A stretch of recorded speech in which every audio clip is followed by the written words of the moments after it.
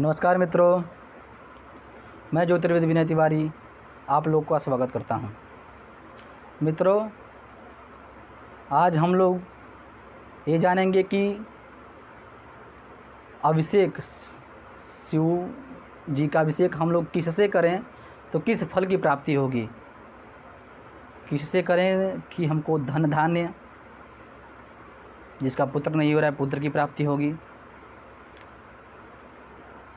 या जिस विद्यार्थी का पढ़ाई नहीं हो पा रहा है, नौकरी नहीं लग पा रहा है, सिलेक्शन नहीं हो पा रहा है, उसके विषय में हम लोग जानेंगे। सबसे पहले प्रारंभ करते हैं रुद्राभिषेक के विषय में जानते हैं। रुद्र मतलब आप लोग सभी लोग जानते हैं कि ऋतम द्रावयति इति रुद्रः। ऋतम मतलब दुख होता है, अद्रावयति मतलब नाश करना होता है। जो दुखों को नाश करते हैं उन्हें हम लोग रुद्र कहते हैं। वेदः शिवः, शिवो वेदः, वेद को ही शिव और शिव को ही वेद कहा गया है।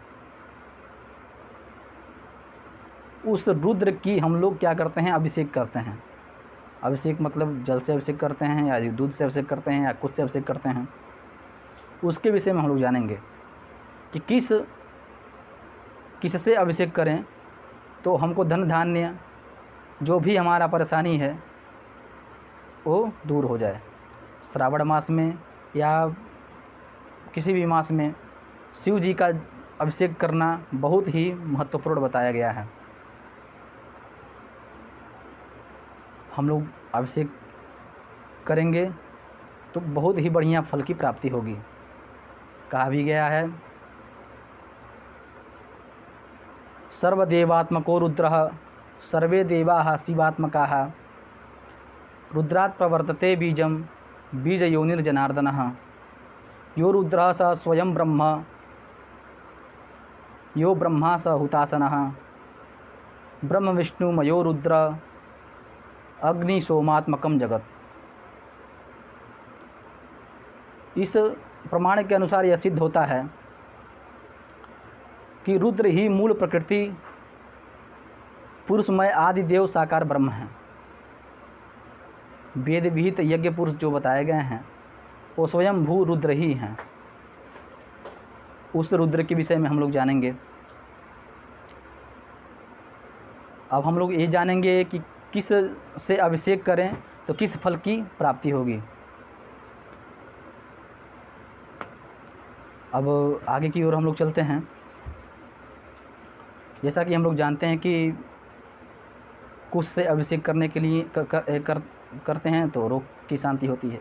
जिसको बहुत ही ज़्यादा रोग हो या रोग से पीड़ित है, रोग से ज़्यादा परेशान है या किसी प्रकार के रोग से ग्रसित है तो कुशोदक मतलब कुश के जल से अभिषेक करना चाहिए।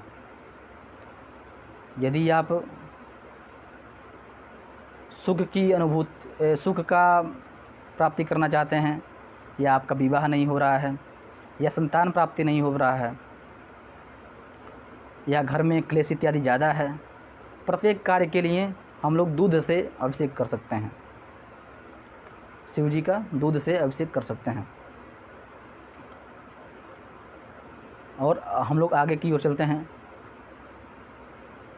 अगर आपको घर बनवाना है या वाहन इत्यादि लेना है तो उस समय आप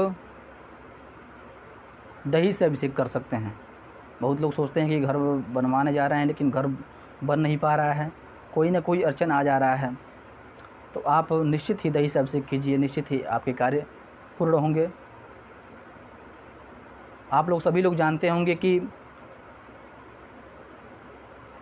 श्रावण मास में या किसी भी मास में शिव जी का अभिषेक करना हमारे लिए बहुत ही महत्वपूर्ण और सबसे ज़्यादा लाभदायक सिद्ध होता है।